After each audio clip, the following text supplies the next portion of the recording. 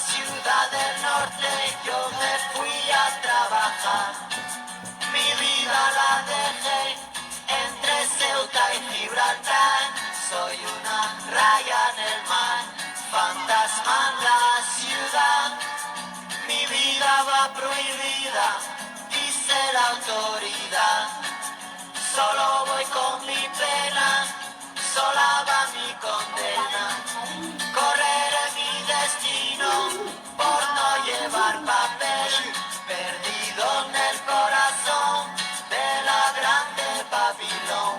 Me dicen el clandestino, yo soy el quebraley. Mano negra clandestina, peruano clandestino, africano clandestino, marihuana ilegal. Solo voy con mi pena, sola va mi condena. Correré mi destino para burlar la ley, perdido en el corazón de la grande Babilón. Me dicen el clandestino por no llevar papel. Argelino clandestino, nigeriano clandestino, boliviano clandestino, mano negra ilegal.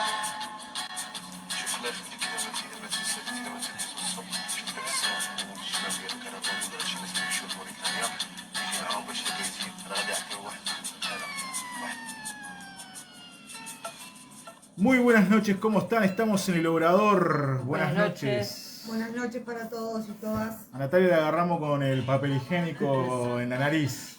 Yo calculo que ese ruido que seguramente cuando escuchemos la grabación va a salir, le contamos que es la jarra eléctrica que está calentando agua para el mate. Pero bueno, son cuestiones de cuestiones domésticas, ¿no? Escuchamos a Manu Chao, ese artista que supo estar acá hace un par de años tocando en el callejón de la universidad, tocó por la libertad de Fernando Maceilot, preso cuando vino Bush a Montevideo Por romper un vidrio de McDonald's. por romper un vidrio de McDonald's, exactamente. Cuando vino Bush Pero no. una lucha vegana, ¿no? No, Es una lucha contra el maltrato animal, ¿no? Muy claro, muy anticapitalista, muy... Y recuerdo que Manu Chao tocó en el callejón de la universidad gratis, de forma gratuita, ahí en solidaridad, en el marco de una campaña internacional por la libertad de Fernando Maceilot. Año 2004, 2005, no lo recuerdo bien ahora. Como le decíamos recién, estamos en el Obrador, la audición de la cooperativa Arriba los que luchan. Está frío, Natalia, hoy. Está congelante afuera.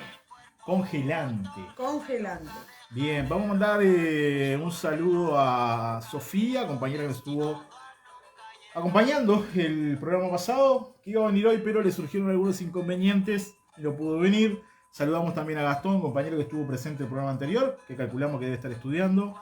El Santi, tesorero de la cooperativa Arriba los que luchan, que también tuvo problemas domésticos. No, domésticos nada, en verdad su hija estaba vomitando y nos avisó que no llegaba al programa. Che, ¿qué tema de los vómitos y la paternidad? Digo porque forma parte también del sistema patriarcal, ¿no? Por ahí las madres como que se ven obligadas a acostumbrarse a que sus hijos las vomiten, pero siempre los padres como que tenemos un gran problema. Aunque algunos nos hemos manejado bastante bien con respecto a la relación vómito-niño, niño-vómito. Pero bueno, esas son historias que las dejamos para algún otro momento. De fondo tenemos el afiche, el banner, el flyer, como le dicen ahora. Sí, sigue sonando de fondo Manu Chao. De fondo tenemos el flyer, ¿no? O el banner, o el afiche que la Federación Uruguaya de Cooperativas de Vivienda por Ayuda Mutua, FUCBAN, está propagandeando de cara a lo que va a ser el acto el próximo 29 de junio, a partir de las 19 horas. Todos los cooperativistas y las cooperativistas, sin tierra, con tierras, habitada, en construcción, vamos a estar en el marco de lo que va a ser, de lo que es la discusión por presupuesto, la rendición de cuentas. Vamos a estar rodeando el Palacio Legislativo y llevando a la práctica nuestra plataforma, que es la lucha por la tierra, la lucha por los préstamos y también por un interés justo, en este caso del 2%, que ya hemos hablado en otros problemas, pero en el próximo programa vamos a volver a hablar de este tema, porque claro, el tiempo pasa, nos vamos poniendo viejos, como dice la canción, y el Ministerio de Vivienda y el Ministerio de Economía hasta el día de hoy no han podido resolver este tema de el interés que creemos nosotros que tenemos que pagar, nosotros los cooperativistas, que al 2% y no al 5,25 o 5,11. En la actualidad el movimiento cooperativo está dividido, unos pagan al 2, otros pagan arriba al 5, y bueno, la idea es unificar, ya que construimos con un mismo préstamo, construimos con la ayuda mutua, con la autogestión, y bueno, esta lucha ya lleva unos cuantos años, y desde el Ministerio de Vivienda lo que se dice es que el Ministerio de Economía no resuelve, ¿no? Pero bueno, estamos en estos tira y afloje. El 2% también forma parte, obviamente, de la plataforma del Movimiento Cooperativo de Vivienda por Ayuda Mutua. Ahora en unos minutos vamos a estar conversando con trabajadores de OCE que en el día de ayer tuvieron una asamblea, hoy tuvieron una conferencia de prensa y vienen desarrollando una fuerte campaña para tratar de informar a la población sobre lo que es el proyecto Neptuno. Ya estamos al aire con los trabajadores de FOSE. Buenas noches, ¿cómo estás? Hola, buenas noches, gracias por recibirnos. Bien. Bueno, estamos en el Obrador, la audición de la cooperativa Arriba los que Luchan, una cooperativa de vivienda afiliada a FUCBAN, y un poco una de las tareas que tenemos nosotros como cooperativistas es difundir las distintas peleas que se dan desde las organizaciones sociales, en este caso específico desde un sindicato, como en el caso de ustedes, que son los trabajadores de OCE nucleados en FOSE. Vienen de una mesa representativa nacional en el día de ayer, en el cual han resuelto una plataforma que incluye distintos puntos que tienen que ver con la plataforma política del sindicato. Contanos un poco. Sí, sin lugar a duda, primero que nada, saludar a toda la audiencia y este tipo de salida, exposición que tenemos a las organizaciones sociales, sobre todo FUCBAN, sabemos que es muy importante para todos nosotros. Como bien lo decías, ayer tuvimos una mesa representativa donde el conjunto de los compañeros y las compañeras nos declaramos en conflicto, no solo por el proyecto Neptuno, que ahora lo podemos avanzar un poquito más, sino por falta de ingreso de personal, por falta de inversión en OCE, por el no reconocimiento a los compañeros y las compañeras que están haciendo tareas superiores al cargo y no se les está pagando, por acomodos en área social, sobre todo en compañeras y compañeras por denunciar este tipo de acomodos que están teniendo algunos asesores del Estado. Hoy por hoy están siendo perseguidas y perseguidos por este tipo de asesores. Así que la plataforma que hemos sacado ayer es muy amplia y viene sobre todo en esos 4 o 5 puntos que hemos sacado todos los trabajadores y las trabajadoras adelante. Ustedes en el comunicado que sacaron ayer luego de la mesa representativa denuncian, ¿no?, que más de 800 puestos se han perdido en OCE en estos últimos años. Exacto, sí, de 2018 que no ingresa personal, si bien ya de administraciones anteriores teníamos lineamientos de OPP que cada 3 funcionarios que se retiraban, por sea cual sea la que se vayan, entraban 2, que no se cumplía. Esta nueva administración y bajo los lineamientos de la OPP dice que cada 3 funcionarios que se retiran, hasta 1 puede ingresar, que no se ha cumplido. Por eso es que tenemos, de 2018 no ha ingresado personal, se han ido unos 800 funcionarios, tenemos estudios que a fin de año se estarían yendo 200 funcionarios más, estamos hablando de 1000 funcionarios que se irían a fin de año, ¿no?, sin ingreso personal genuino. Esto lo que genera es que el directorio de OCE no le quede otra posibilidad de empezar a tercerizar y privatizar la OCE cada vez más. Y cada vez menos los funcionarios de OCE genuinos que estamos trabajando en OCE tengamos que tener multitareas, esto que le decía, de que hacer tareas por encima de nuestros cargos, que no se nos respete. Tenemos compañeros en plantas potabilizadoras y plantas de tratamiento residual que están trabajando 16 horas, están trabajando sus descansos. La verdad que la situación en lo que sería el ingreso de personal es realmente alarmante para todos los funcionarios y alarmante para la ciudadanía en general, porque sin ingreso de personal, la verdad, está peligrando el servicio de agua potable y saneamiento por todo esto que le decía, que los compañeros cada vez nos vemos más recargados en las tareas. Hacen énfasis también en el comunicado que sacaron la pérdida de salario real en estos últimos años. Específicamente, ustedes dicen que han perdido un 12% de salario real. Exactamente, sin lugar a duda.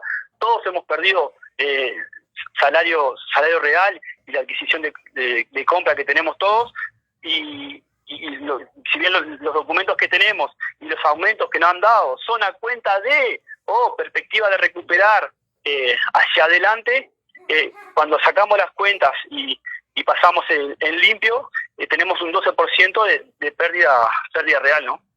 Uno de los temas que justo antes de arrancar el programa conversábamos con los compañeros es que justamente en OCE es donde se ve más el proceso de privatización a través de la contratación de empresas que realizan las tareas que tendrían que realizar ustedes como funcionarios del ente.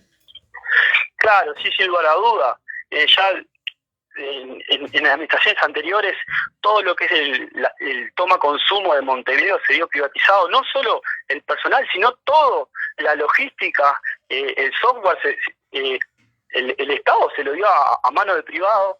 Hoy también se está estudiando que este mismo mecanismo de privatizaciones salga todo para la zona centro de OCE, y sin lugar a dudas, o sea, tenemos cuadrillas tercerizadas, tenemos retroexcavadoras tercerizadas, y todo esto viene por falta de inversión del gobierno directamente hacia las empresas públicas, ¿no?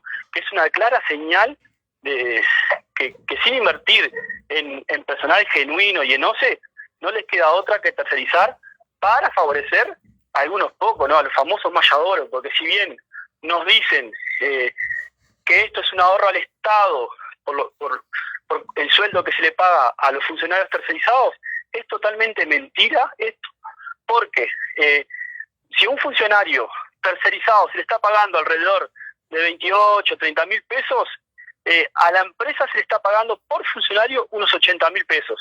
O sea, claramente que se está llevando la plata ahí es la empresa a costo de los trabajadores tercerizados, que lo tienen en contratos totalmente precarizadores, no se les reconoce licencia, no se les reconoce antigüedad, trabajan igual que nosotros o muchas veces más, y cobran sueldos muy inferiores a lo de un personal genuino de OCE. ¿Cuál es la plantilla actual de trabajadores de la OCE? 3.100 funcionarios, poco más, poco menos, somos los que estamos hoy genuinos del organismo. Bien, bien. Ahora sí, entrando un poquito en lo que es el proyecto Neptuno, nosotros vimos que hace 2 semanas aproximadamente atrás se realizó una conferencia de prensa en el PIC-CNT, donde estuvo el actual presidente de la Federación de Funcionarios de OCE, Federico Kramerman, y también estuvo Marcelo Abdala por el PIC-CNT, donde vimos que este es un tema que no solamente lo toma específicamente el sindicato de OCE, sino que lo toma todo el movimiento sindical. Te queremos pedir en primera instancia que le expliques a nuestros oyentes qué es el proyecto Neptuno. Exactamente. Por eso la importancia que le decíamos de llegar a este tipo de radios, a este tipo de organizaciones, por la importancia que tiene el proyecto Neptuno en toda la ciudadanía. El proyecto Neptuno se basa en la ley 17.555 de iniciativa privada, donde una empresa le puede presentar a las empresas públicas un proyecto novedoso hacia el ente, hacia OCE, ¿no? Estas empresas son SACEM, Berkes, Cienza y FAS, que conforman un consorcio para presentar este proyecto, que es una nueva toma de agua bruta en el Río de la Plata, una planta potabilizadora. Hasta ayer, hasta hace unos días atrás, había un polder, una reserva de agua dulce para cuando el Río de la Plata tenga eventos de salinidad, y ahí puede sacar agua dulce. Le digo hasta hoy porque hoy nos enteramos que ese polder ya no iría dentro del proyecto, o sea que esto es claramente que este proyecto es totalmente, van a acierto y error, y lo van manejando de arriba para abajo. Y una línea de aducción hacia Montevideo donde llevaría el agua potable. El proyecto en sí podríamos estar de acuerdo, porque esto necesitamos un complemento para lo que es aguas corrientes, o lo que hoy genera el abastecimiento de agua potable para todo Montevideo y el área metropolitana, ¿no? Pero este proyecto tiene 5 formas de financiamiento. Hoy por hoy el gobierno y el directorio de OCE se están inclinando hacia la opción 5. Y la opción 5 sería que el consorcio haga toda esta obra que les comentaba y luego de terminada la obra sea el consorcio quien potabilice el agua durante 28 años y le venda agua a la OCE. O sea, OCE estaría comprando agua potable para darle a todos los uruguayos y las uruguayas. Esta forma de financiamiento tiene un canon fijo de $12 millones más el metro cúbico que OCE le compre, ¿no? Estamos hablando de 28 años, que serían $300 millones que vamos a pagar todos los uruguayos y las uruguayas, porque cuando este proyecto ahí lo tiene que pagar, y sin lugar a dudas, como siempre lo va a pagar el pueblo, bajo las tarifas de 12 con aumentos, y cada vez más, y un montón de aspectos técnicos y ambientales que hoy no se están respetando. También estamos denunciando que este proyecto es totalmente inconstitucional, porque bajo el plebiscito del agua en 2004 la población ya votó, ya decidió que el agua tiene que ser pública y estatal. Y de esta forma se está violando la Constitución, dándole la potabilización del agua a empresas privadas. Bien, al igual que en el conflicto que están llevando adelante los trabajadores portuarios, una de las cosas que veíamos es esto de generar contratos a largo plazo. En este caso sería a 30 años, 28 años, decía recién. Claro, 28 serían 2 de construcción y 28 de contrato de potabilización de agua. O sea, son 30 años, un contrato a 30 años, que si bien los números son claros a hoy, deja la libertad a un contrato de 28 años, que no sabemos de aquí a 28 años qué puede pasar con el agua, estas empresas qué van a pasar. Son contratos, la verdad, muy largos, que no generan ningún tipo de garantía para todos. Vos decías recién que el Estado, digamos, tiene 5 caminos de poder desarrollar algo que es real, que es la necesidad de una planta potabilizadora, y nos decías que optó por el 5.º camino, que es este, ¿no?, de la privatización, de la generación de un contrato esclavizante a 30 años. Contanos cuál sería la opción que ustedes del sindicato entienden que sería la mejor para poder emprender un proyecto de este tipo. Ahí va, sí. La opción 1, que está dentro del estudio de factibilidad que le entrega el consorcio, es que OCE sea quien tome la deuda, que invierta en la obra, que mande a las empresas privadas, a esta o a cualquier otra empresa, a hacer la obra, luego de terminar la obra, le dé la llave en mano a la OCE y sea la OCE quien potabilice el agua, como lo hace hasta ahora, porque ya hace años que OCE y las empresas públicas no hacen obras con personal genuino del organismo o del Estado, ¿no? Que si bien reconocemos que OCE sí haga la deuda, pero luego de finalizado sea OCE y los funcionarios de OCE quienes estén potabilizando agua. Además, de esta forma el informe dice que nos saldría $12 millones más barato por año. Ahí, si bien, por un lado, decimos que es constitucional, porque es OCE quien va a potabilizar agua, y además estaríamos ahorrando $12 millones todo, ¿no? Bien, yo creo que esto me parece que es importante también, ¿no? Siempre se dice que las organizaciones sociales y los sindicatos se quejan y no tienen una contrapropuesta, por decirlo de alguna forma, pero queda clara que en este caso hay una propuesta, pero que el Estado optó ir por otro camino, que es el de la privatización pura y dura.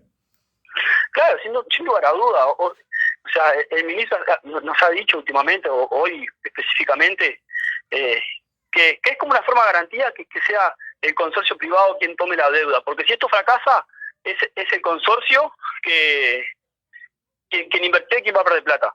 Cuando son señales claras que no es un proyecto serio. ¿Cómo estamos pensando que viene un consorcio a presentar una novedad al país y estamos pensando en que si fracasa? Es totalmente errado ese concepto. ¿Esto es necesario? Y bueno, es necesario, pero también decimos desde FOSE que si es pública y estatal el proyecto Neptuno, también tiene que pasar por la Comisión de Cuencas, el Consejo Regional Hídrico, que tiene que estar la consulta popular del pueblo para decidir qué es lo mejor para todos los uruguayos y las uruguayas. Más allá de que, como decías anteriormente, ¿no? Ya resolvimos este tema, ¿no?, en el año 2004 con el plebiscito. Consulta, ¿se ha visto la posibilidad de generar? Hemos visto que el sindicato ha estado muy movido, es más, haciendo recorridas por el interior, salía lo que es la prensa tanto televisiva como radial. ¿Se ha pensado en la posibilidad de generar alguna especie de campaña de firma para intentar frenar esta avanzada privatizadora del gobierno? Sin lugar a duda que sí, o sea, no descartamos ningún tipo de medida, tanto la juntada de firmas, un recurso de inconstitucionalidad. Hoy por hoy capaz que es muy temprano porque no tenemos nada, o sea, no tenemos nada firme porque no se ha llamado a licitación, ni el ministro de Ambiente ni el Ministerio de Ambiente lo han hecho público, que cómo va a ser el llamado, ¿no? Pero no descartamos ningún tipo de medida de aquí en adelante.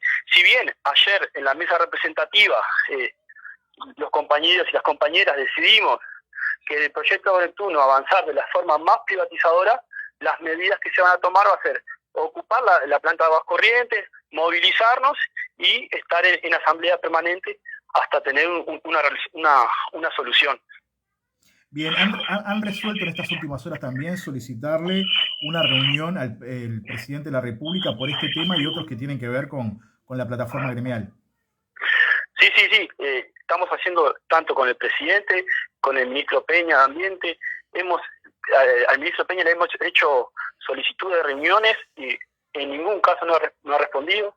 Al presidente no descartamos también de hacerle la solicitud de reunión, y también estamos haciendo el contacto con todos los actores políticos para ver cuál va a ser la postura de ellos y sin lugar a dudas, o sea, no apoyar a FOSE, sino respaldar lo que se resolvió en el 2004 bajo el plebiscito de agua, ¿no? Bien, vale la pena recordarle a quienes estén escuchando que justamente en el año 2004 la FOSE participó conjuntamente con la Comisión del Agua y la Vida y otros colectivos en lo que fue la campaña justamente para asegurarnos de que el agua esté en manos del Estado, sea potabilizada por el Estado y que el servicio, al fin y al cabo, esté en manos del Estado. Eso creo que es fundamental en el marco de que los sindicatos tienen propuesta, de que los sindicatos pelean no solamente por los intereses particulares que tienen que ver con la particularidad de cada sindicato, sino que en este caso del agua, ¿no? Un bien que es común a todos y a todas, que es fundamental, que el sindicato siempre ha estado preocupado en este tipo de cuestiones que tienen que ver con el cuidado de un elemento fundamental como es el agua. Claro, sin lugar a dudas. En 2004, cuando se inició toda esta movida de la reforma constitucional y lograr que el agua pase a mano del Estado, porque todo esto comenzó por Maldonado cuando se conformó Uragua, ¿no? Luego que se reformó la Constitución, esto que le decía, que se pudo reformar la Constitución y que queda a mano del Estado el abastecimiento de agua y saneamiento, ¿no? A los años, al tiempito siguiente, la empresa que estaba al mando de agua potable de Maldonado se retiró del Uruguay, totalmente fracasando el proyecto privatizador que tenían, porque cuando se fueron por incumplimiento de inversiones, de obras. Cuando se toma nuevamente el control del abastecimiento de agua potable en Maldonado, tuvo que hacer todas las inversiones que la empresa no hizo. Por eso hoy estamos diciendo, alertando que ya pasó el modelo privatizador de las empresas públicas y sobre todo del agua, ha fracasado en el mundo y en Uruguay fracasó. Sin ir muy lejos tampoco, o sea, en Chile, el proyecto privatizador del agua que tienen ellos, que está totalmente privatizado el agua, hoy los chilenos están peleando por volver a tener el control del agua, no solo agua potable, las cuencas de agua bruta, tener control, porque hoy la han privatizado todo y están volviendo, están solicitando tener control nuevamente, que el Estado tenga control de todas las fuentes de agua. Y nosotros, desde el gobierno, se está planteando volver a privatizar. Es totalmente una locura este modelo privatizador que está manejando el Estado hoy. ¿Cuáles son las próximas acciones que van a emprender como sindicato? Hay una que está anunciada para el próximo 22, conjuntamente con la Mesa Sindical de Coordinadora de Entes. Sí, en la Mesa Sindical Coordinadora de Entes, en el paro que vamos a tener, en la plataforma reivindicativa, el proyecto Neptuno va a estar sobre la mesa, uno de los principales ejes. Después, el 7 de julio, en el paro general del PIT-CNT, también vamos a tener el proyecto Neptuno como principal tema y seguir charlando. Esto, sin lugar a duda, tenemos que salir a informar a toda la gente, a todo el colectivo sindical, la verdad está muy comprometido, organizaciones sociales, así que desde acá hacemos la solicitud, la invitación a cooperativas de vivienda, comisiones de barrio, clubes deportivos que quieran informarse sobre el proyecto Neptuno, ingresar a las páginas de las redes de FOSE y por ahí pasan un mensaje y estamos en contacto, nos arrimamos con los compañeros y las compañeras que estamos dando estas charlas y sobre todo poner la discusión en la calle y en el pueblo, que es lo más importante. Bien, bueno, nos comprometemos al aire entonces a tratar de generar alguna instancia de encuentro con los cooperativistas, por lo menos lo que es en la zona en la que tenemos llegada nosotros, para hablar de este tema, en el cual entendemos que se nos va la vida y sabemos que ustedes van a estar presentes y comprometidos con esta pelea. Agradecerte que hayan salido al aire y bueno, quedamos en contacto para que nos sigan informando sobre este tema que, como decías hace un rato, va a tener otros capítulos posiblemente en las próximas semanas. Sin lugar a dudas, así que bueno, muchas gracias por ponerse a disposición y desde FOSE también siempre están abiertas las puertas para las cooperativas, que la verdad el rol que tienen las cooperativas en Uruguay es único, así que bueno, agradecer por la invitación, este tiempito que nos dieron para difundir la causa que estamos hoy. Bien, impecable, bueno, muchísimas gracias. Chao, que pasen bien. Bueno, estábamos en contacto con los trabajadores de FOSE que estaban denunciando justamente lo que es este proyecto que avanza en la privatización, en este caso, en un ente fundamental que es la OCE, ¿no? Ese recurso tan básico como el agua, ¿no? Que también es un bien de mercancía para el sistema capitalista, ¿no? Decía recién el compañero que es, digamos, Uruguay es un país privilegiado en lo que tiene que ver justamente con el tema del agua potable y la posibilidad de que los trabajadores y los trabajadores puedan acceder a él. En otros países no sucede lo mismo, pero bueno, estamos en esta coyuntura donde se avanza en la privatización, donde se avanza en lo que tiene que ver con las tercerizaciones, con las privatizaciones, estos capitales extranjeros que tienen, digamos, que son muy bien vistos por el gobierno actual, por decirlo de alguna forma. Así que veremos cómo seguimos con este tema del proyecto Neptuno. También el compañero hacía referencia a algo que me parece fundamental, ¿no? El tema de la cantidad de puestos de trabajo que se han perdido en estos últimos años. Él decía algo así como más de 800 puestos de trabajo que se han perdido. El tema de la multitarea, ¿no? Y el tema de la tercerización del servicio. Antes de arrancar el programa, justo lo decíamos al aire, recién conversando con él, vemos como muchas veces los tomas consumo son empresas terciarizadas, ¿no? Principalmente jóvenes, ¿no? Que, como decía, no llegan a ganar salario, que no llegan a los 25.000 pesos, 28.000 pesos, y pasan justamente a hacer una tarea que tendría que hacer un funcionario del Estado. Dale, Leti. Lo hablamos el programa pasado, ¿te acordás? Con el tema de las tercerizaciones, de tener en un lugar trabajando 3 empresas distintas con diferentes salarios por hacer la misma cosa. Y eso es de lo que estaba hablando el compañero. Y me parece que también en este caso hay una parte gravísima que es el tema del medio ambiente, que es un punto en el que todos tenemos que involucrarnos, porque no es solamente... Me parece que como que esta entrevista fue rica en el sentido que toca muchos puntos. Una de las cosas es el tema de los trabajadores, que es un punto súper importante. Es importante que los trabajadores estén bien y que hagan bien su trabajo para que eso también favorece a todos, ¿no? De alguna manera estamos hablando del agua potable, pero por otro lado también estos proyectos que vienen importados así a imponerse por una necesidad de que, bueno, yo te vendo lo que yo quiero y lo hago como yo quiero. Estamos hablando de tomar agua salada, potabilizarla, esto ya lo hablábamos en el otro programa, ¿no?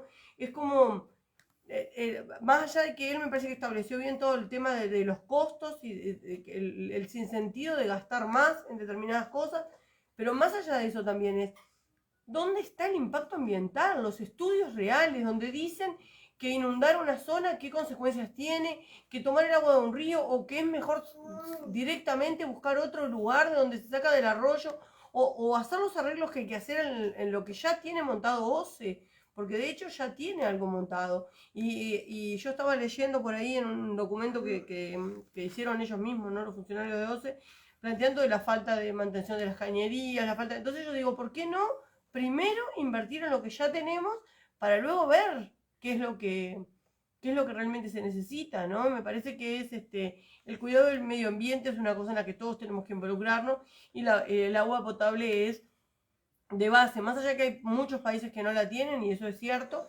En Uruguay éramos como una fuente increíble de agua limpia y buena, y hoy en día no podemos decir lo mismo, porque lamentablemente todos los nuevos proyectos, tanto los proyectos de soja, el monocultivo y los transgénicos, han estropeado muchas fuentes de agua, eso es una realidad.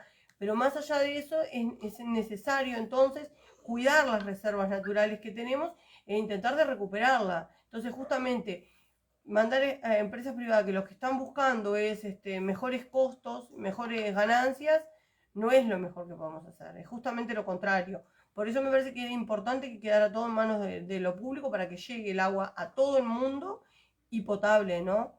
Hoy en día la gente que tiene capital compra agua embotellada, mientras que el resto toman el agua de la canilla. ¿A vos te parece que es lógico que algunos estén tomando un agua que saben que es potable, mientras los otros algunos días la tomamos potable, y otros días un poco turbia, y otros días con olor a hipoclorito o a otras sustancias? Eso no es correcto. Y ahí tenemos un grave problema, me parece. Entonces después nos hablan de la pandemia, de las enfermedades, no sé qué, y el estado del agua tiene mucho que ver en todo esto. Entonces me parece que es un tema de base en el que todos tenemos que interesarnos, y tenemos que decir no. Tenemos que decir que OCE tiene que seguir siendo pública, y después tomar las exigencias que corresponden a la empresa. No, me parece que diste en el punto, ¿no? Cuando decís que este proyecto privatizador está enmarcado en lo que es la opción de un modelo, ¿no? Eso que venimos hablando hace un par de programas, ¿no? O sea, bien, eucaliptus, planta de celulosa, privatización del agua, ¿no? Está enmarcado en eso, ¿no? En una visión económica, social y política de determinada clase social, ¿no? Y esa determinada clase social va más allá del gobierno de turno, ¿no?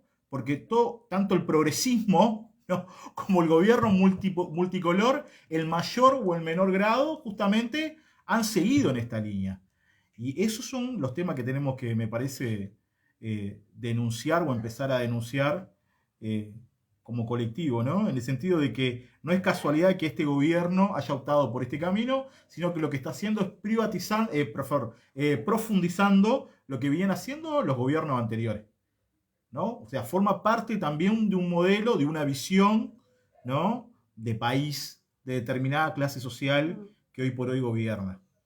Pero vamos a seguir profundizando en los próximos programas sobre este tema que es fundamental. Por ejemplo, el compañero decía recién, se está violando la Constitución, el artículo 47, ¿no? O sea, de la noche a la mañana agarran la Constitución, ¿no?, y la encajonan para darle para adelante este tipo de proyectos que, claro, tienen esta cuestión de la privatización a largo plazo, ¿no? O sea, estamos hablando de 28 o 30 años en que el agua va a ser distribuida por un privado, ¿no? O sea, como que es una troja de años. Hacíamos el paralelismo con el tema de lo que es la carga en el puerto, ¿no? Esta puja que tiene Montecón contra Catenatien, no sé bien cómo se pronuncia el nombre de la empresa, en el cual también el Estado, por ejemplo, ¿no?, ha optado por darle a una de estas dos empresas, ¿no?, una licitación que son más de 50 años, ¿no?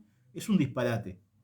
Pero bueno, seguiremos profundizando en los próximos programas y también informándonos, ¿no? Porque yo creo que este tema, por ejemplo, lo tenemos que tomar como un tema central, porque realmente en este tema se nos va la vida. ¿Cómo venimos, Natalia? Excelente. Estamos... Si la cámara estuviera mirando hacia nosotros, ¿no?, se van a encontrar con una mesa, con una pizza, con un mate, ¿no? Pero bien. Sí, con los niños que andan en la vuelta. Los bueno, perros que están ladrando de fondo y se escucha. bueno, forman parte de nuestra cotidianidad. Vamos a saludar a quienes por lo menos nos están escuchando en este momento. Diego Márquez, un compañero cooperativista acá de la zona oeste de Montevideo. Y también está Héctor Napoli, que también tiene sus audiciones. Le mandamos un saludo a estos dos compañeros. Recordarles que por lo general el vivo siempre de Facebook lo eliminamos y lo colgamos en nuestra página de Facebook, pero desde YouTube por una cuestión de derechos de música y esas cuestiones. Creo que eso también es fundamental recordárselos, mientras se me traba, a los escuchas. De uno de los temas que también queríamos conversar hoy es con un tema que lo hablamos el programa pasado, ¿no? Que fue el tema de la educación y de la marcha que anunciamos que se iba a venir en el marco de una marcha nacional por la educación pública.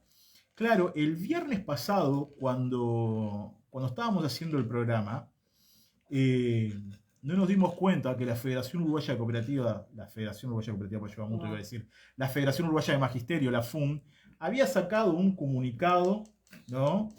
En el cual aseguraba, ¿no?, la presencia de guardias gremiales en las escuelas públicas para entregar la comida. Esto generó una serie de debate interno muy interesante que hay que seguir profundizando a la interna del sindicato, ¿no?, con dos posiciones. Por un lado, la posición de la mayoría de la FUN, ¿no?, que pretendía que los trabajadores y las trabajadoras afiliadas al sindicato, el día del paro, a las 12 del mediodía, estén en la puerta de la escuela entregando la vianda, o sea, la comida que se le da a los niños. Por otro lado, otra tendencia dentro del sindicato, representada en este caso por la lista 100, históricamente liderada por Reis Iglesia, conjuntamente con una lista, digamos, que tiene muy pocos años dentro del sindicato, pero que tiene un perfil clasista, que es la lista 18. No, porque la lista 18 está unida a Redoblar, que tiene muchos años. Tampoco es solo. Bien. No es la 18 solo. No, acabo de decir justamente de que era la lista 100 más la lista 18. No, la 100 es una lista y la 18 está, pero no, la lista 18 no puede decir que es una lista nueva, porque está integrada por gente de Redoblar que viene hace 50 años en el sindicato. Bien.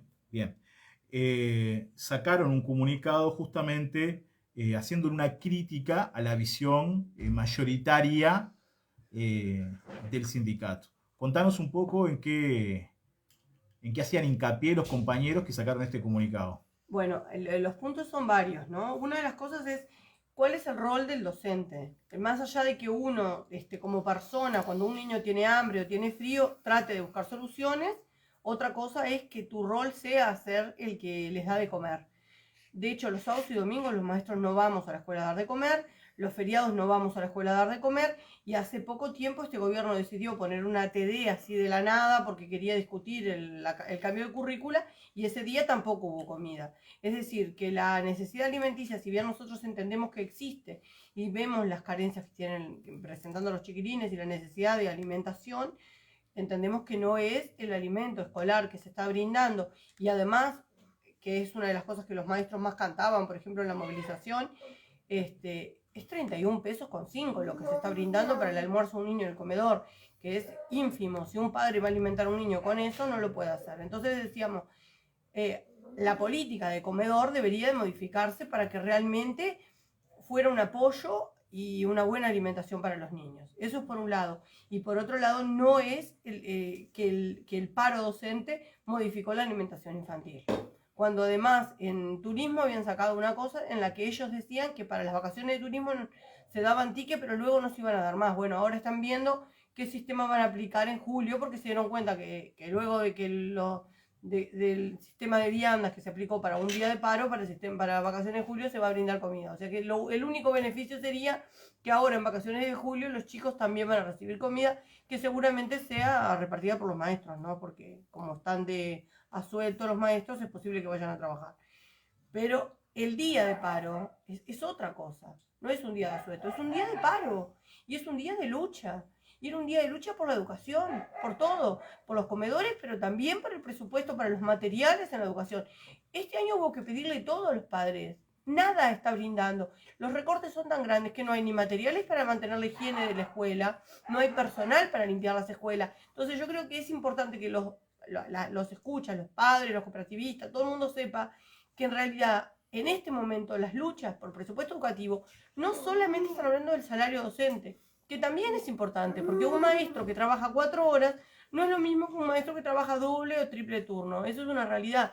Una persona que puede dedicarse a la escuela de lleno, yendo solo 4 horas a clase y trabajando 2 horas más fuera del horario porque se planifica, se corrige, hay un montón de trabajo preparativo para cuando se reciben los niños y luego de que se van. Entonces, ese trabajo se hace mucho mejor, es mucho mejor la calidad educativa de un maestro que tiene un grupo de 30 niños 4 horas que un maestro que tiene 35 niños 8 horas. Es una gran diferencia. Entonces, me parece que eso también hay que tenerlo en cuenta. Pero más allá del tema del salario, también hay que entender, no hay material fungible en las escuelas. No se da ni pintura, no se da ni hoja, no se le da cuadernos. Estamos hablando de que los padres no tienen dinero para la comida de los niños. Imagínense para los materiales. Tampoco. Entonces, los niños no tienen materiales. No tenemos, la alimentación es de baja calidad, es decir, por lo menos es contados los pesos y son los directores los que están siempre gestionando y viendo cómo hacen para que se paguen a los proveedores. Los proveedores están cobrando 3 meses atrasados. O sea que hay un problema de gestión grandísimo y hay un problema de presupuesto grandísimo. Hay recortes en todas las áreas. Mesas, mobiliario, lo que quieras, no hay. Escuelas que se vienen cayendo abajo, de fallas. Las escuelas están cumpliendo, muchas escuelas tienen alrededor de 100 años o más. El mantenimiento no existe, ni en los últimos 20, ni en los 30, ni en los 50. Entonces vamos a entendernos. Estamos hablando desde problemas edilicios, estamos hablando de comedores en mal estado, estamos hablando de sistemas de comedor tradicional que no existen, porque claro, en la medida que las escuelas no están en condiciones, no se pueden establecer comedores tradicionales donde se pueda cocinar en la escuela. Se apelan las bandejas. Ahí otra vez hablamos de la tercerización. La tercerización también aparece en las empresas de limpieza. Ahora se contrata empresas de limpieza para no tomar más personal en el Estado. Imagínate que una empresa de repente contrata a una persona a la que le paga la mitad. O sea, la verdad que la situación que tiene la escuela pública hoy es lamentable. Está en el CTI. Realmente así. En todos los niveles. Yo trabajo en educación inicial, pero es lo mismo que pasa en educación común. En educación especial es terrible también la situación en la que están. La falta de auxiliares. Estamos hablando de grupos de niños de 3 años que no tienen una persona que acompañe al maestro. Para una escuela privada se exigen dos personas para 30, es decir, un adulto cada 15 niños. Bueno, en la escuela pública tiene 30, 35 niños, un docente solo, tiene que llevarlos al baño, tiene que atenderlos, porque estamos hablando de un niño de 3 años. Es decir, la escuela inicial, la escuela común, la escuela especial. Esta es la situación de la educación hoy. En secundaria se pueden, hablo de primaria sobre todo porque es el nivel que conozco, pero en secundaria hay otra serie de problemas, la falta de docentes, la mala elección de horas,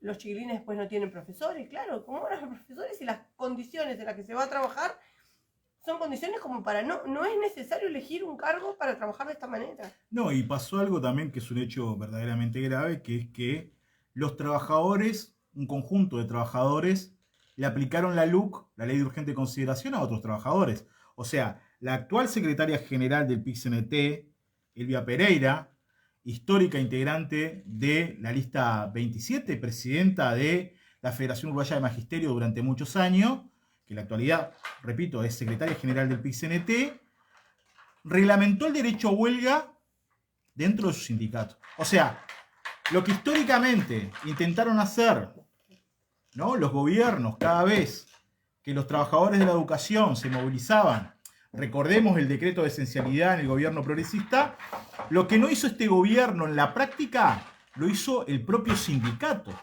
O sea, mandató a que sus afiliados, un día de paro, concurrieran a la escuela a entregar comida.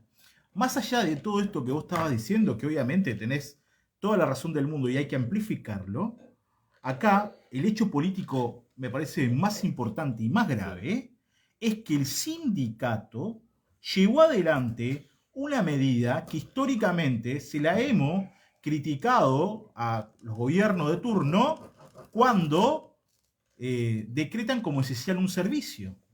O sea, esto es gravísimo.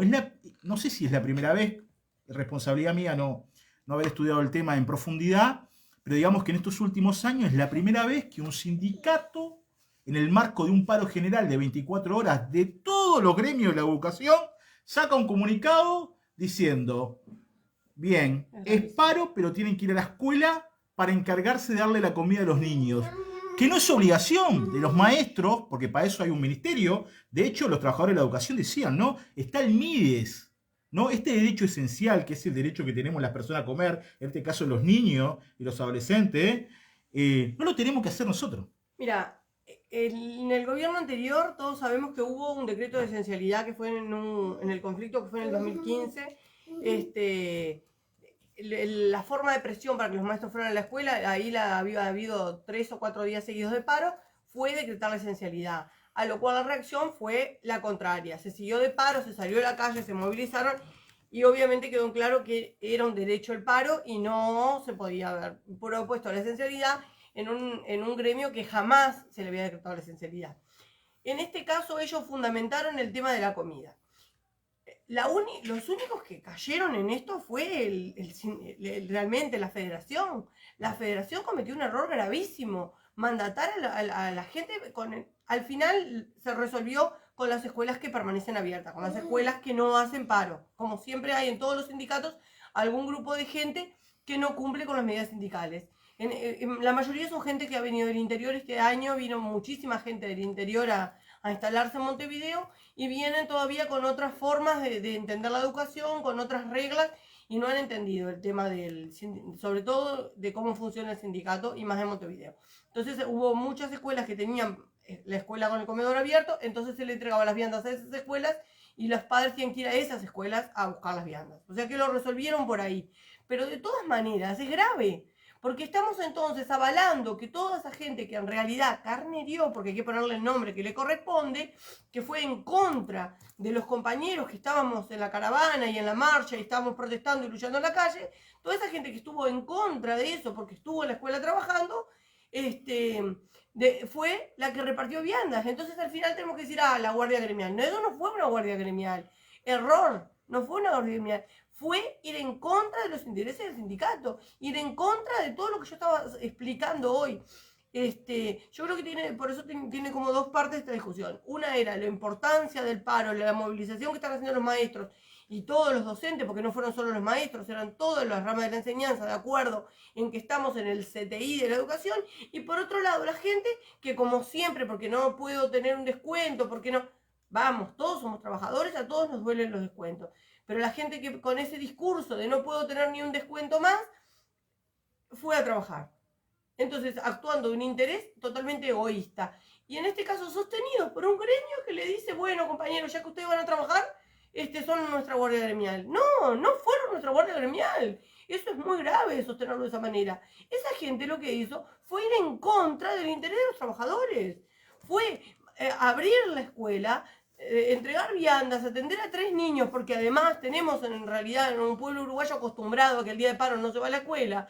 Entonces en realidad abren la escuela, le dan clase a 3 niños, reparten 5 viandas y ya estamos todos contentos. No, no corresponde. Eso es poner nuevamente a los trabajadores unos contra otros.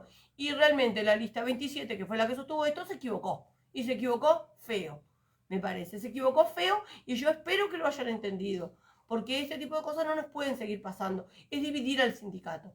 Porque ya no es solamente que tuvimos a los rompehuelgas, a los carneros, porque es así como hay que llamarlos, no. Tuvimos una parte del sindicato que dijo, no, pero está bien, compañero, vamos a dar la comida. Vamos a poner una olla popular entonces. Pongamos una olla popular en la plaza si querés. Pero ¿cómo vamos a ir a la escuela? Hagamos una olla popular. Porque eso sí es dar la comida. Dar la comida es hacer una olla popular, es otra cosa. Porque en una olla popular uno puede educar, puede trabajar de otro lugar, es otra cosa. Pero lo que se hace en la escuela no es lo mismo. Me parece que hay que separar bien claro. Si el problema es la alimentación de los chiquilines, entonces tenemos que pensar en otro tipo de cosas. Que no la resuelve un maestro, que va por otro lado. Todo esto en el marco de transformaciones curriculares que han habido a nivel de la docencia, tanto a nivel de lo que es la escuela, la enseñanza pública, a nivel de escuela, a nivel de liceo, a nivel de UTO, sin consulta a los trabajadores. Todo esto en el marco de la rendición de cuentas, donde justamente el programa pasado decíamos de que iba a haber una partida especial para atender, para mejorar la alimentación y temas relacionados con la vestimenta, ¿no? Eso fue lo que hablamos el programa pasado. Y esta no es la primera vez que ocurre un hecho de de que una parte del sindicato, la parte mayoritaria, pasa por arriba de otro conjunto de trabajadores organizados dentro del sindicato. Recordemos lo que fue la última elección de la Federación Uruguaya de Magisterio, donde a una de las listas, digamos que le encajonaron un par de votos, y como resultado de eso llevó a que tuvieron un representante menos en la mesa. Lo cual hizo que tuvieran la mayoría, porque si no el cuento sería otro, no serían la mayoría. O sea que todavía son la mayoría por esa jugada que hicieron.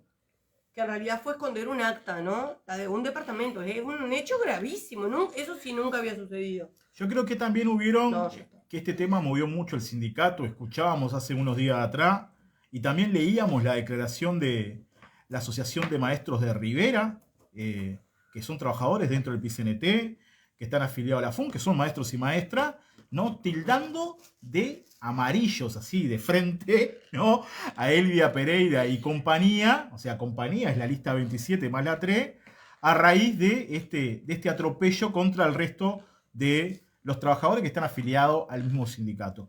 Pero un dato importante es que también se utilizó para la entrega de vianda a personas, ¿no? Que están en el marco de lo que es la OSLA. La OSLA es la Oficina de Supervisión de Libertad Asistida. Muchas personas que son procesadas en prisión, ¿no? Que son procesadas con tarea comunitaria. Esto ya viene desde la época del progresismo. De hecho, este organismo fue creado por el progresismo. Son mandados a las escuelas a cumplir determinada pena, a realizar diferentes tareas. Estas tareas tienen que ver con pintar rejas, pintar salones, reparar iluminación, cambiar un vidrio. Parte de esta población fue la que se encargó de entregar viandas en las escuelas. ¿Qué estamos queriendo decir con esto? El Estado no invirtió absolutamente un peso en nada, utilizó a quienes carneriaron y a estas personas que están cumpliendo una tarea comunitaria. Te iba a comentar, porque en mi escuela justamente hay solamente 3 auxiliares para limpiar todo, las auxiliares están enfermas, la persona que vino de OSLA tiene que ser la que hace todo, desde lavar las tazas, limpiar los pisos, barrer, sacar la basura, todo. Claro, la persona vino 2 días, después dijo, ya está, ¿no? Suficiente. Pero es gravísimo, porque eso lo tiene que hacer personal pago del Estado.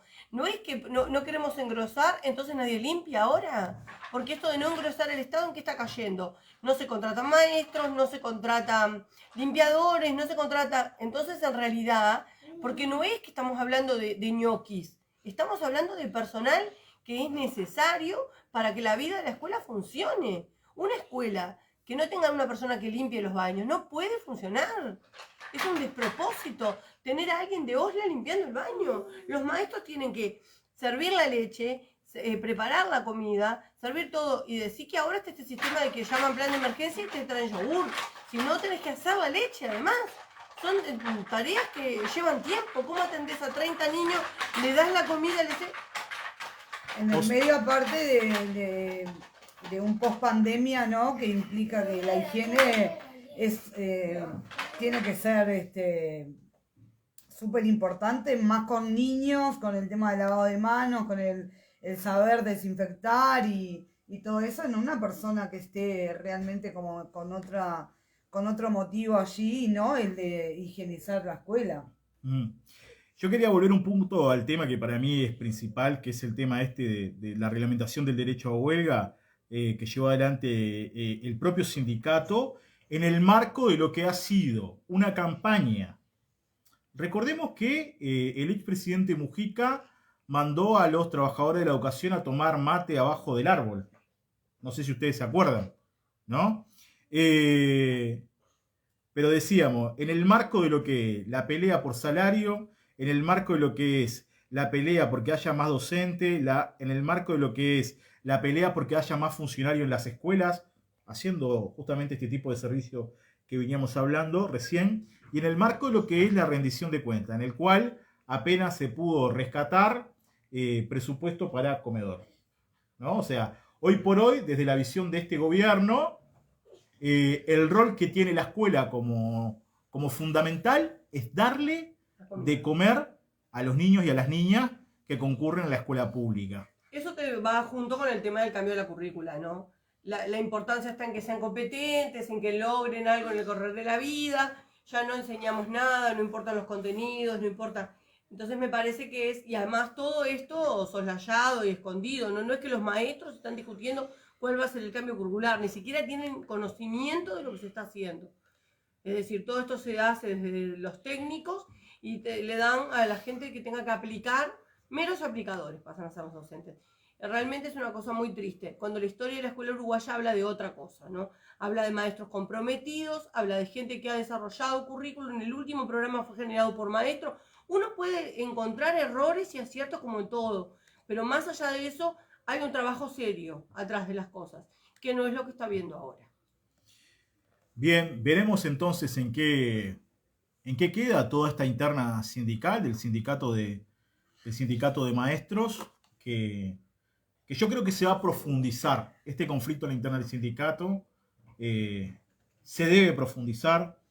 Las contradicciones deben estar todas arriba de la mesa. Esta discusión también, y esto me parece importante, debe ser de carácter público, porque no solamente involucra a los maestros y a las maestras, sino que también nos involucra a los padres, ¿no? A los trabajadores y a los trabajadores en general. Entonces, que esto haya tomado, que haya sido público, me parece que es importante. Que no quede en cuatro paredes, ¿no? Porque siempre, claro, la cuestión sindical, no, lo debatimos dentro del sindicato. No, este tema lo tiene que discutir la sociedad toda. O sea, debemos discutir si la escuela es un espacio únicamente donde mandamos a nuestros hijos y a nuestras hijas a comer, o es un espacio donde nuestros hijos crecen como personas, se desarrollen, aprendan contenido, donde se respeta también la función del maestro y la maestra que estudió durante años para cumplir un rol dentro de la escuela, para que ese niño y esa niña cumpla también una función dentro de la sociedad. Más que cumpla una función, sino que se desarrolle como persona, ¿no? Entonces, yo celebro que los compañeros hayan sacado este comunicado, que lo hayan hecho público y que todas y todos empecemos a discutir este tema en el que, como dijimos anteriormente con el tema del agua, se nos da la vida. Estoy de acuerdo. También sumamente productivo que se haya hecho público y que todos y todas tengamos el acceso a esa información y bueno, y el poder pensar que lo que se está haciendo con la enseñanza y el rol de los maestros, que es tan importante, como decían, ¿no? Porque el maestro es, para mí, yo me acuerdo cuando yo era chica y los maestros, y te marcaban un camino en tu vida.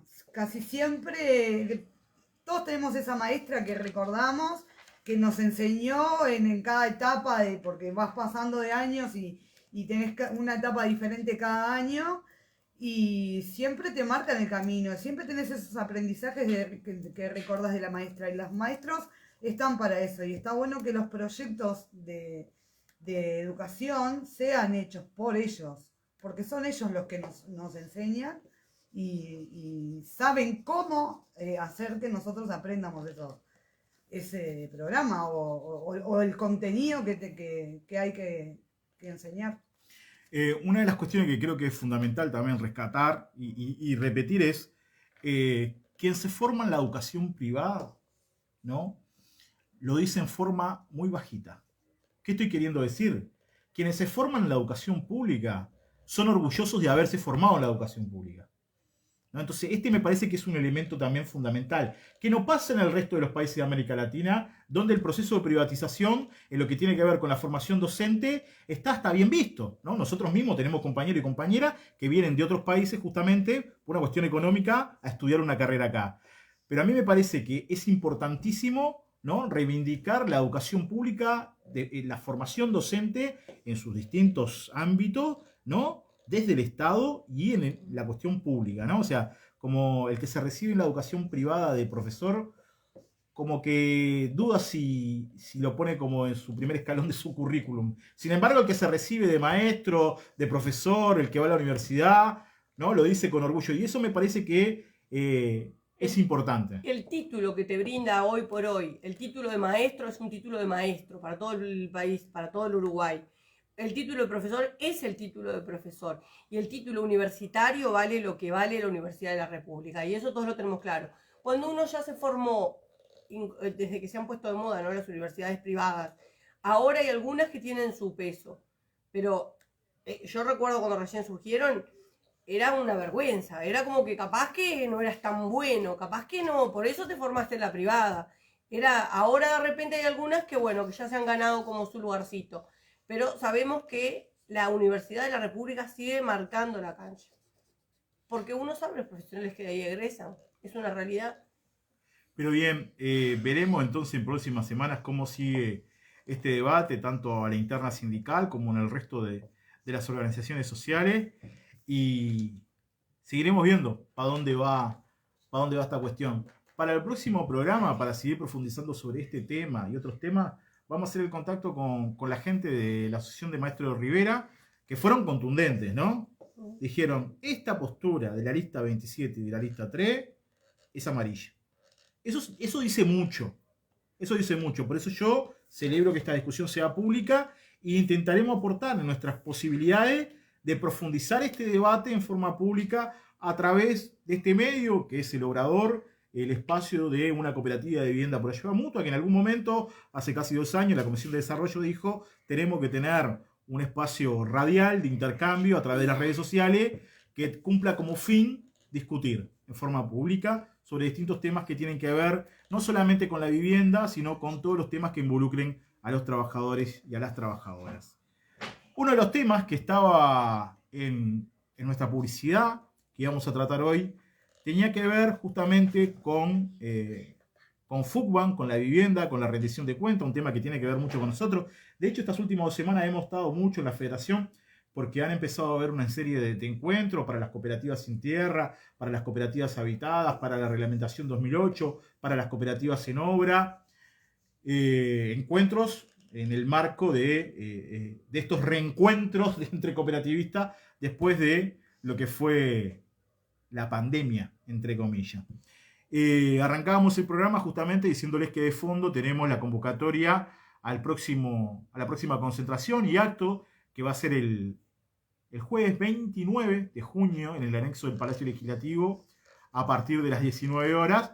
Y decíamos que en el marco de lo que es la rendición de cuenta, que está bueno también explicar qué es la rendición de cuenta, ¿no? O sea, los gobiernos tienen un presupuesto designado para los 5 años de gobierno y todos los años tienen que contarnos a todos en qué invirtieron y qué piensan reajustar. Entonces ahí vemos justamente cómo los trabajadores y las trabajadoras se movilizan para decir, bueno, acá nos faltan recursos. O sea, lo que estaba asignado no alcanza, entonces nos organizamos para lograr que haya más recursos en determinado espacio que tienen que ver con el quehacer público que involucra a las tareas que debe llevar adelante, en este caso, el gobierno multicolor. Pero bueno, volviendo a lo específico, a lo gremial, la FUCBAN se va a movilizar el 29 en el marco de lo que es la discusión de la rendición de cuentas, y FUCBAN tiene una propuesta, ¿no?, que es el aumento del patrimonio, ¿no? Hace muchos años la vivienda compite, como decíamos antes de arrancar el programa, con la educación, con la salud, en lo que tiene que ver con el otorgamiento de presupuestos, ¿no? Recordemos que en el año 2002 deja de existir lo que es el Fondo Nacional de Vivienda, desaparecen aquellos 100 millones de dólares, se los tragó el agujero negro, repetía Achugarri, ministro de Economía de entonces, y bueno, a partir de ese momento pasamos prácticamente los cooperativistas y las cooperativistas a depender de la voluntad política del gobierno de turno en la asignación presupuestaria. Ahí es que, como decíamos anteriormente, competimos con la educación. Para la educación va tanto, para la vivienda va tanto, para la salud va tanto, entonces es un tire y afloje para ver dónde se destinan más recursos. La propuesta de FUCBAN, como decíamos anteriormente, es aumentar un 0,1 el aumento del patrimonio, que eso daría la posibilidad de recaudar 160 millones de dólares por año, ¿no? El tema es, ¿qué partido político con representación parlamentaria se va a hacer cargo, ¿no?, de llevar esto adelante? Porque más allá que está la propuesta hecha, en este caso por una organización social que tiene más de 50 años, esto depende de la voluntad política de los partidos que están en el Parlamento. Entonces, a ver, hemos escuchado, ya hace más de un año, hemos escuchado a Olesker, ¿no?, decir que está de acuerdo con el aumento del patrimonio. Hemos escuchado a Óscar Andrade decir que está de acuerdo con la propuesta de Fugban de aumentar el patrimonio. Hemos escuchado a Manini Río, integrante de Cabildo Abierto, decir que está de acuerdo con esta propuesta de Fugban. Bueno, veremos si algún partido político, más allá de las expresiones individuales, está de acuerdo con llevar adelante esta propuesta. Yo no quiero ser muy negativo, pero me parece que ninguno de los partidos políticos del sistema va a impulsar esta propuesta de la Fugban. Más allá de las expresiones individuales que dijimos anteriormente. Ojalá que algún partido se anime a decir, nosotros, esta propuesta que está llevando adelante la organización social más importante del país, nosotros la vamos a llevar adelante como organización política. Más allá de las expresiones individuales. Estoy completamente seguro que no va a salir. Estoy completamente seguro que ninguno, ni el Frente Amplio, ni Cabildo Abierto, ni el Partido Colorado, ni el Partido Nacional, ni el PERI, ni el partido del ministro de Trabajo, Miere, estoy seguro que ninguno de esos 6 partidos, que en la actualidad tienen representación parlamentaria, como organización política, van a decir, nosotros respaldamos a Fugban y proponemos esto. Yo estoy completamente seguro que ninguno. Y algunos se preguntarán por qué. Porque es meterle la mano en el bolsillo al Maya Oro. Y en este país, sobre todo viniendo de 2 años de pandemia, hemos visto cómo los Maya Oro han acrecentado sus capitales, ¿no? Capitales que muchas veces van a parar al exterior, pero sobre ese capital que va a parar al exterior no se graba absolutamente nada. Entonces, este es el escenario que tenemos arriba de la mesa. Entonces, claro, alguno dirá, bueno, está esta propuesta, por un lado me estás diciendo que ningún partido político la va a llevar adelante, entonces me quedo en casa. Justamente no.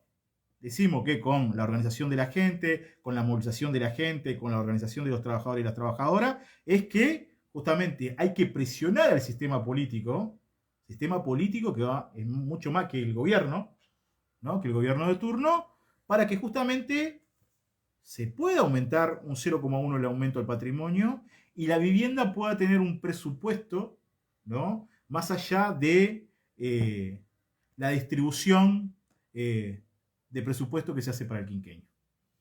Porque la cuestión está ahí, ¿no? O sea, hay expresiones individuales a la interna de los partidos tradicionales, son todos partidos tradicionales por hoy, ¿no?, que están de acuerdo con esta propuesta, pero como organización política estoy completamente seguro que ninguna. Entonces veremos qué es lo que va a pasar en esta rendición de cuentas, en el cual no solamente la vivienda se juega mucho, sino también la salud, la educación. Venimos hablando de la necesidad que hay de mayor presupuesto para la educación. Bueno, la vivienda también tiene necesidad de presupuesto y está esta propuesta, pero realmente dudamos de que alguno de los partidos de este sistema político se haga cargo y diga, nosotros como organización política estamos con la Fugban. Y Fugban igual, aparte de eso, ¿no?, también en esa movilización está peleando por todo lo demás, ¿no? Porque también está el tema del 2% que hace más de un año que supuestamente ya estaba firmado, ya estaba para firmarse, ya estaba, y hasta ahora no ha pasado nada con eso, ¿no? Seguimos todavía en la huelga de pago, seguimos todavía con el tema del 2%. Y a eso todavía le sumamos el tema de las tierras, que también para eso Fugban tenía propuestas. Ahora estábamos peleando con el ministerio también para ver que pusiera tierras, porque estamos todavía, hay cada vez más cooperativas surgiendo, porque entendimos que es la única manera de llegar a nuestra vivienda propia, y por otro lado no tenemos tierras donde habitar. Entonces creo que hay como muchas razones para que los cooperativistas nos pongamos nos activemos, ¿no? Sí, que estemos el próximo 29 ahí en el Palacio Legislativo. De hecho, desde el plenario de cooperativas sin tierra y en trámite, se va a alargar una campaña a nivel nacional, justamente colocando el tema de la tierra como un recurso fundamental para que el movimiento cooperativo tenga proyección. Porque lo primero que tenemos que tener, quienes ingresamos a una cooperativa de vivienda, si no tenemos tierra, no tenemos absolutamente nada, ¿no? Recién decía la compañera, el Ministerio de Vivienda. El Ministerio de Vivienda está realmente quieto hace más de 2 años ya en lo que tiene que ver con llamados para cooperativas sin tierra. No ha habido llamado. Nosotros esto lo hablamos hace 3 o 4 programas atrás y decíamos, el último llamado del Ministerio de Vivienda fue hace más de 2 años. Y vamos a poner como ejemplo lo que le pasó a algunas cooperativas que accedieron a tierra a través de ese llamado. Hubo 5 cooperativas que accedieron a tierra en lo que es el predio de la ex Raincop y se encontraron con que ese predio estaba contaminado, con que no podían ingresar al terreno y que el Ministerio de Vivienda no se hacía cargo, ¿no? Ministerio de Vivienda, quien fue el responsable de haberle otorgado esa tierra que estaba en su cartera. Entonces ahí está la realidad que tenemos arriba de la mesa. Hace unos días atrás escuchábamos una entrevista que se hacía desde la audición de Fútbol a Habitar el Pensamiento, que va todos los martes de 10 a 11 en Radio Fénix, donde el secretario general de la Fútbol, Gustavo González, entrevistaba a Sebastián Moreno, que es uno de los encargados de Tierra y Hábitat en la Intendencia de Montevideo. Y Moreno justamente contaba de que estos últimos 2 años, desde la Intendencia, se ha mandado a la Junta Departamental, el órgano, digamos, que resuelve el pasaje de los terrenos a la cartera de la Intendencia de Montevideo, una serie de terrenos y que muchos de esas propiedades, de terrenos y propiedades, por ejemplo, decía, deben 5 veces su valor. Hay más de 2.000 propiedades en Montevideo que su deuda es 5 veces superior al valor de la propiedad. O sea, no solamente de terrenos, sino de fincas abandonadas, casas abandonadas. O sea, hay un conjunto, ¿no? Siempre hablamos de la especulación, ¿no? Hay un conjunto de propietarios de bienes y de tierra, ¿no? Que tienen tierra hace muchos años, tienen casas abandonadas, que tienen deudas millonarias y el Estado no hace absolutamente nada. Entonces, desde la cartera de tierra se impulsó justamente esta medida de solicitarle a la Junta Departamental, que es el órgano, como decíamos recién, quien debe tomar cartas en el asunto, la expropiación de algunas de estas fincas y de algunas de estas tierras, que algunas de ellas van a parar justamente a cooperativas de vivienda, otras van a parar a planes sociales, por ejemplo, que tienen que ver con la construcción de espacio para mujeres que sufren violencia doméstica, ¿no? Hay un espacio acá en Agraciada, antes de llegar al Palacio Legislativo, que justamente la Junta Departamental se le otorgó la cartera y la cartera se le otorgó a una organización que trabaja con mujeres en situación de violencia doméstica. Hay otros espacios en Ciudad Vieja que también estaban en esta situación de deudas millonarias que fueron expropiados por la Intendencia y que fueron a parar también a tipos de proyectos como que hablábamos recién. La cuestión de fondo es que hay un conjunto de tierras y de propiedades que pasan años y años y que acumulan deudas millonarias y que el Estado recién está empezando a hacerse cargo de que esas propiedades, que esas tierras pasen a manos de la Intendencia y vayan a parar la cartera y ahí a diferentes soluciones habitacionales. Parte de esas soluciones somos nosotros, las cooperativas de vivienda por ayuda mutua, que tenemos la necesidad de tierra, no solamente en Montevideo, sino también en el interior del país. Siempre se dice por parte de los compañeros de que por suerte hay algunos departamentos que tienen cartera de tierra a nivel departamental, pero esto no existe en todo el país. Entonces, justamente, como decíamos recién, va a comenzar una campaña a partir de, calculo, el mes que viene. De hecho, la semana que viene hay una reunión de las cooperativas que se van a juntar a diagramar esta campaña para poner el tema de la tierra como eje central en el marco de lo que es la necesidad que hay hoy por hoy con respecto al tema tierra. Compañeras, compañeros, son las 20:19. Vamos a ir redondeando, si ustedes están de acuerdo. Si ustedes están de acuerdo. Teníamos una propuesta, pero no era... Sofía nos tiró una propuesta. Sofía tiene varias propuestas para el Obrador. Sofía, ¿nos estás escuchando? Sofía no nos está escuchando, todo mal. Nos dijo que nos iba a estar escuchando, no lo escuchó. Pero bueno, ya les vamos a contar más adelante. Así que recordarles que el próximo 29 del 6, la FUCBAN está convocando a esta movilización en el Palacio Legislativo. Contarles también que este sábado a las 6 de la tarde se va a estar reuniendo la Intersocial Mario Benedetti en la cooperativa 24 de Mayo, que queda en María Articochea, una cuadra de Garzón. Se van a estar reuniendo ahí los compañeros y las compañeras. La idea era convocar... A ver, hay una particularidad que tiene la Intersocial Mario Benedetti, que es que nace, ¿no?, en dos barrios cooperativistas muy importantes que están en el oeste de Montevideo y que, claro, como característica tiene que tienen muchos compañeros y compañeras cooperativistas. Entonces la idea era juntarte justamente este sábado para elaborar una carta, ¿no?, una especie de carta de resumen de la necesidad que tiene la población cooperativa en el municipio, ¿no? Los compañeros están en esa tarea. Este sábado iban a redondear esa carta y la iban a estar presentando al municipio. Creo que le iban a solicitar una entrevista a la alcaldesa del municipio G. Y bueno, estaban trabajando en esos temas que también son importantes y que nos involucran no solamente a las cooperativas de vivienda, sino también a los vecinos y las vecinas en general. También vamos a contar otra, que es un proyecto en el cual nosotros estamos participando, que es CRISA, que es un proyecto que nace dentro de la Intersocial, un proyecto de cooperativa de trabajo, que poco a poco va ahí como empezando a caminar.